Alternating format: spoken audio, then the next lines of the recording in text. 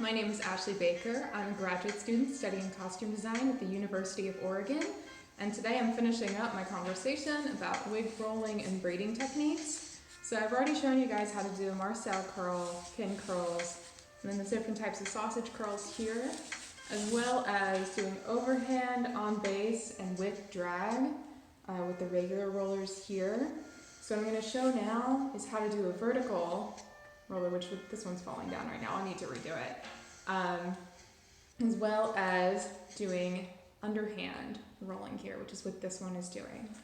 So I'm going to start off with the underhand roll here. And I'm going to grab a section of the hair.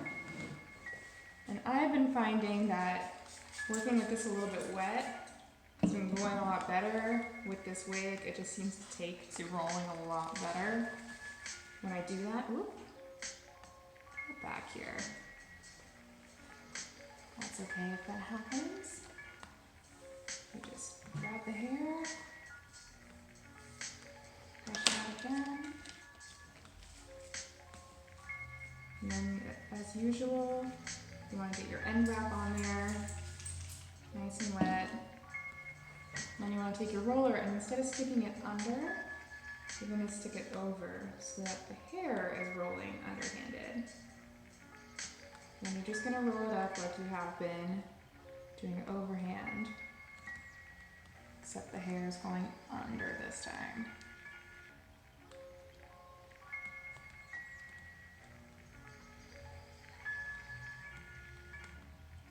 You want to keep that tension.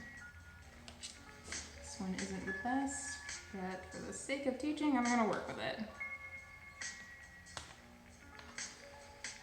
Okay. So you can see it's on there now. I'm going to get the other pin going in here. There we go. So then for the vertical,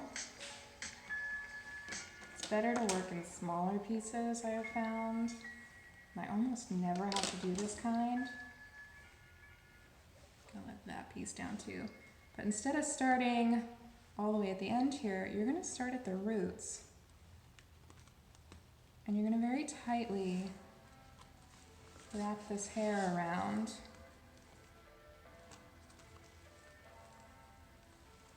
The curler. Okay. That needs to get fixed there. I think I might leave that actually to show you guys what happens if you don't get a roll done properly.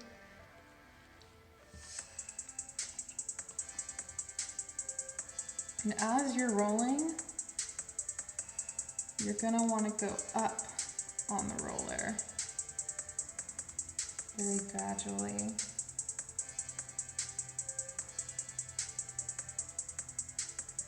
If you don't go up along the roller as you're doing this, you're not going to get the same consistency throughout with the hair.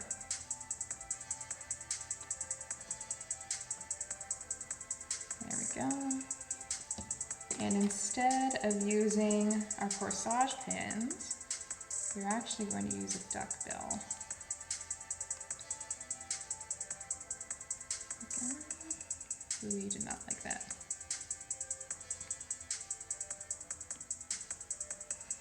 And I want to try a thing and see if I can get this to stand up a little bit better by sticking a pin in here.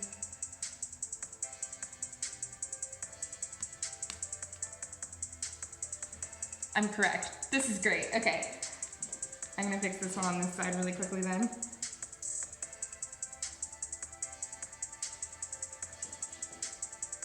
Just a second here.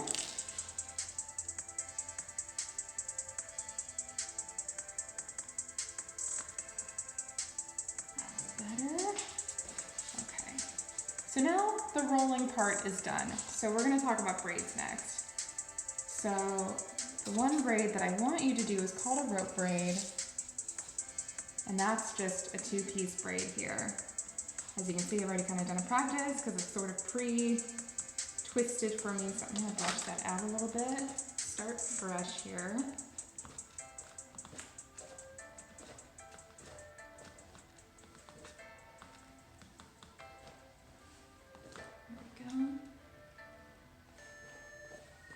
always important when you're brushing to start at the bottom and work your way up.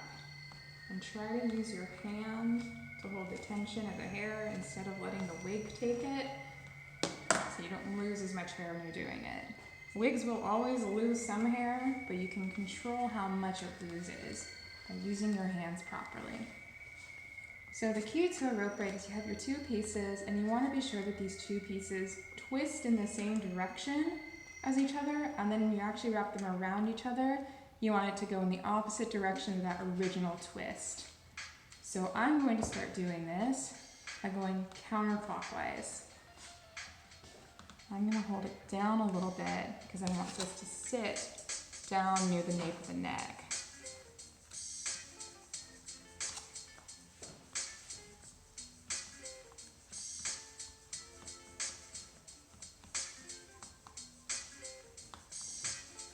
And you want a good twist in here that's tight, but not so tight that it starts twisting on itself. Over twisting it is going to create too much tension and it's not going to look pretty, and it's going to start having a mind of its own. So then from here, I need to do the other twist. However, just putting a hair tie on this isn't going to do anything because it's the twisting of these together that locks the twist in place. So I'm going to do the horrible thing and stick this in my mouth because it's the only way I've been able to figure out how to do this without losing my grip on this. So here goes.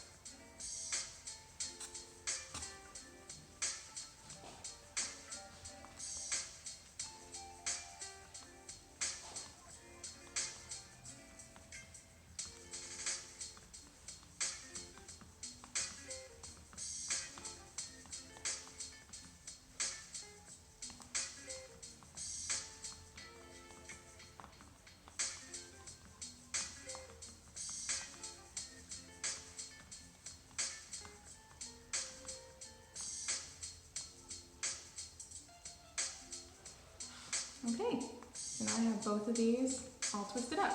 So now what I'm going to do, I'll release the tension on that one a little bit, is I'm going to twist these clockwise since I did these original twists counterclockwise.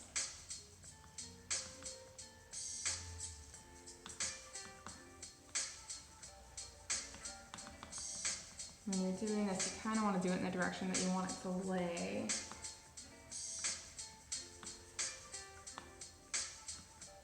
You want to tug it up as you're doing it. And then you start to get this really beautiful rope braid. So if you ever do any kind of like medieval, fantasy, kind of run fairy things with hair, this is a really great type of braid to incorporate into your look that gives you the feel of that time period. More so, I think, than your average old everyday braid.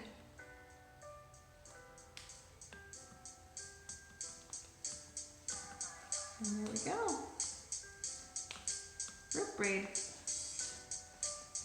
My wig popped out here at the bottom, so I'm just going to fix that real fast here. Okay. So the braid on this side is going to be freestyle. Do whatever you want. Get really creative. If you're not super into braiding and it kind of scares you, that's okay. You can just do a regular braid that's going to be good enough for this project. However, if you do like really cool, interesting braids, I want to see them. So I'm going to do a Dutch braid today, since that's one that I like to do and it's still relatively simple. So a Dutch braid is very similar to a regular braid, but instead of taking the pieces over and in, it's the center piece that's going up and out. So you start off and you take your center piece there and you put it over whatever side you're going to start with. And you're just taking the piece that goes into the center and putting it over into the side. So just going the exact opposite direction that you would normally do with a braid.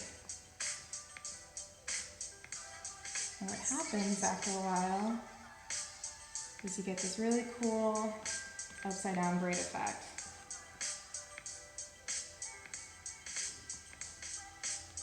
So I'm going to do a few of these. I think I'm going to do this kind of looser than I normally do, just to see what happens. I usually like my braids fairly tight. However, I don't have much hair for braiding on myself, so back in the day when I used to have long hair, goodness knows when that was.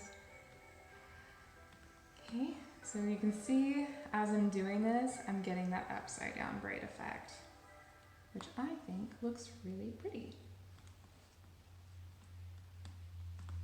If you're the kind of person who wants to do kind of like that braid headband look, but you want it to look like it's just one braid going all the way across, it might be a good idea to consider doing a regular braid and then this Dutch braid. And that way, when they cross over, it just kind of looks like it's the same braid going all the way down.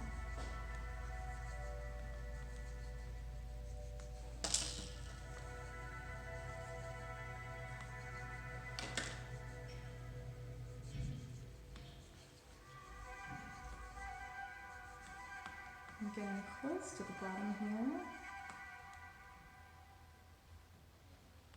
About as close as I want to get.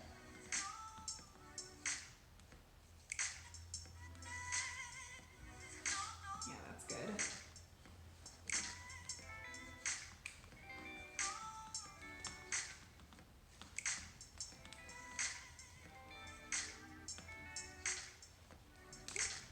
And we have a Dutch braid.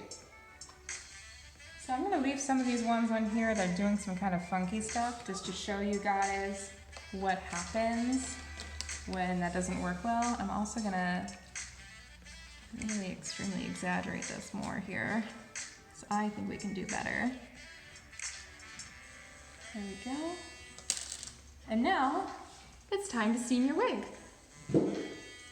So this is where you're going to need your steamer. You have to let it heat up. I like working with these miniature steamers than the regular like big industrial steamers that you normally have in a costume shop. These ones are a bit more manageable, and I can get them into tighter places when I really want to focus on one area. So the reason why I say that it's a good idea to have a garbage bag or a large shopping bag is because, there we go. When you're steaming a wig, you need heat, and you need hot water steaming it, because this is plastic, and plastic responds to heat, and we're using a water-based heat. So we're setting these curls by applying heat so that the plastic kind of melts into that shape. So to keep that heat and to make this process go by a lot faster, we're using this bag. You can do this without using a plastic bag. However, it kind of sucks and takes forever.